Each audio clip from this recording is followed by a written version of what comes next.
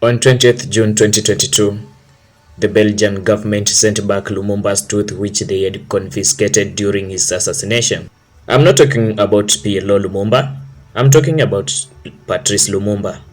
Yes, he was betrayed by those who were close to him, but for what gain? I would say greed. Add the US and Belgian government's influence in the equation. Where did it all begin? I will start Lumumba's story in October 1958 when he created the MNC, an acronym for Congolese Nation of Movement. This party was not only radical but unitary too. Between January and October 1959, it was clear that the country was on the path to gaining independence. 30th June 1960 marked the beginning of a sovereign and independent DRC. It also marked the end of an era for Lumumba even before it started. During the celebrations, King Baudouin praised the infamous King Leopold II for working hard to improve the living standards of the Congolese natives. If you know the story of King Leopold II, you know that's ironical, right? President Kasavubu, who had been chosen to become the first president of the independent Congo, also gave his speech. Kasavubu praised the colonialist for making Zaire, as Congo was known at the time, great. Then Lumumba's turn to address the infant independent nation came. Without mincing his words or rubbing the Belgians' ego, he started by greeting them in the native Congolese language. Here is an excerpt of his speech.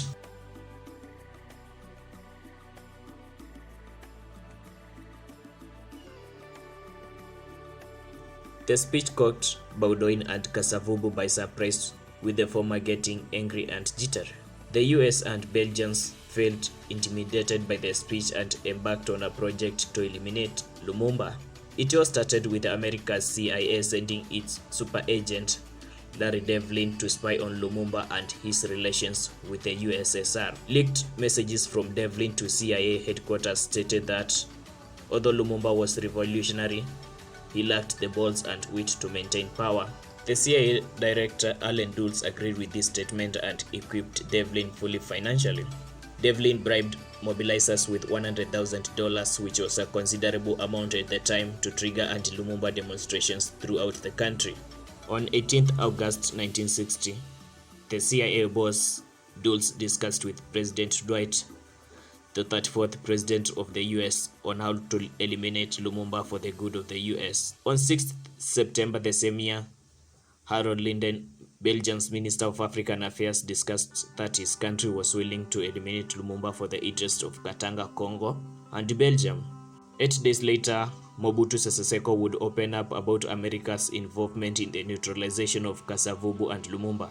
Mobutu disclosed that Kasavubu was only allowed to be a ceremonial president while Lumumba would be put under house arrest. On 17th January 1961, Lumumba was taken by Belgian soldiers, handcuffed, and put on a flight to Lubumbashi with Joseph Okito and Maurice Mpolo. The flight was a long one. Lumumba and his two accomplices were beaten so badly. For what reason again?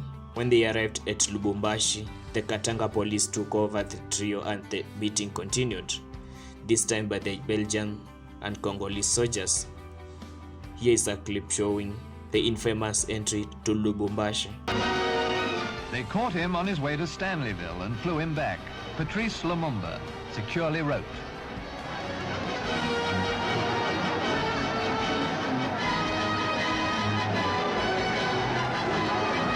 And with him were men who served in his cabinet when he was Prime Minister. They were bundled into a heavily guarded lorry and driven off towards a place called Binza. Lumumba had been under house arrest, protected by UN troops in Leopoldville, when he escaped.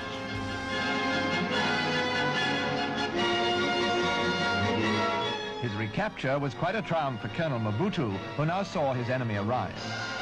Lumumba's bonds are tightened. They were taking no chances. And his wife and child watch his humiliation.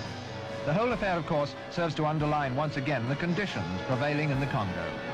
It's not enough to arrest a man. He must apparently be beaten up as well. Then put him on trial later, no doubt.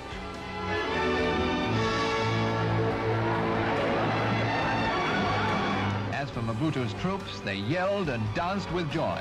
They had won a great victory. They'd got Lumumba after trying to lay their hands on him for months. That night, the three had become subconscious due to the excruciating pain and injuries they had sustained. The emotionally draining thing about it is that President Shombe himself visited them the same night. At 10 p.m., the trio were dragged into a nearby bush, ready to face their fate in the cold of the night. Lumumba, Okito, and Mpolo were each tied to a separate tree and shot at close range. The three bodies were buried in shallow graves, albeit for a short period, before the Congolese minister Godfrey Munongo ordered the police to have the three bodies disappear. After numerous discussions, Gerard Soete, a senior Belgian policeman, oversaw the exhumation of the bodies.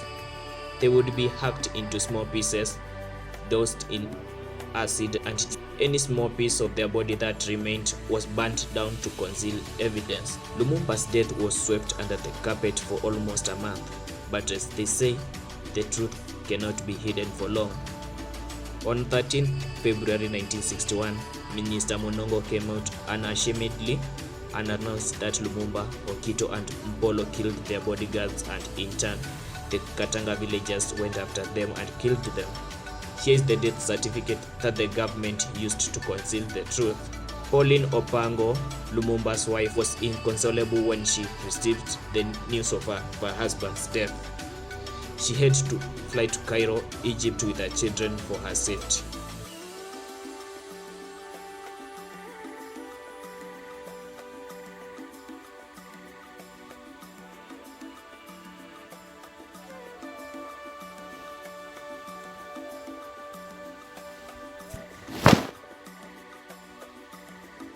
Thank you, Egypt. It was not until 1999 when Ludo DeWitt's book, The Assassination of Lumumba, unearthed the dark secrets surrounding his death. It is sad that a country like the US, which prides itself as the advocates for human rights, could orchestrate this inhumane assassination for their own gain. Since the fall of Pan-Africanism in Congo, the country has never been the same again. Foreigners still own mining fields and pay the natives peanuts.